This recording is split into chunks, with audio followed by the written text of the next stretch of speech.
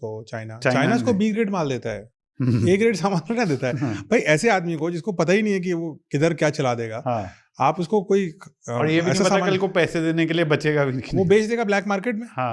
You never know, they'll sell it in the black market. They will try to redesign it. उसका technological चोरी करने का कोशिश कर सकते हैं.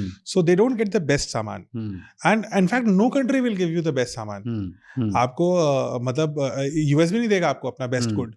They will always give you. That is why indigenization is so important, and that is why MBT खुद बनाना, MBT's main battle tank, Arjun को खुद बनाना हमारे लिए important था. Because we realized कि हमें जो भी even when the Russians were giving us, they would not give you T-90, they will give you T-72. आपको एक जनरेशन पीछे देंगे सब कुछ. और फिर दूसरी प्रॉब्लम क्या होती है, टैंक्स की जो वॉरफेयर होती है, टैंक्स आर व्हाट, आपने बोला कि उनकी अटैक कैपेबिलिटी होती है, बट सबसे बड़ी टैंक की कैपेबिलिटी होती है defence.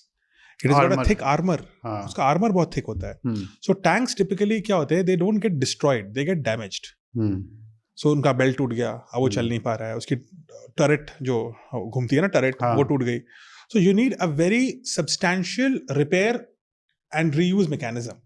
So you need a whole, जब when a battle happens of a tank, वो टैंक के पीछे बहुत सारा मेंटेनेंस क्रू भी होता है जो उसको रीफर्बिश करके दोबारा बैटल में भेजता रहता है, नहीं तो टैंक डिफंक हो जाएगा वहीं पर.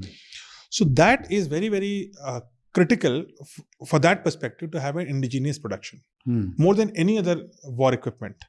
बाकी सारी चीजें जैसे aeroplanes, when they get shot down, they get shot down. Yes. Damaged होके बहुत कम ही आते हैं, so they get shot down, they're finished.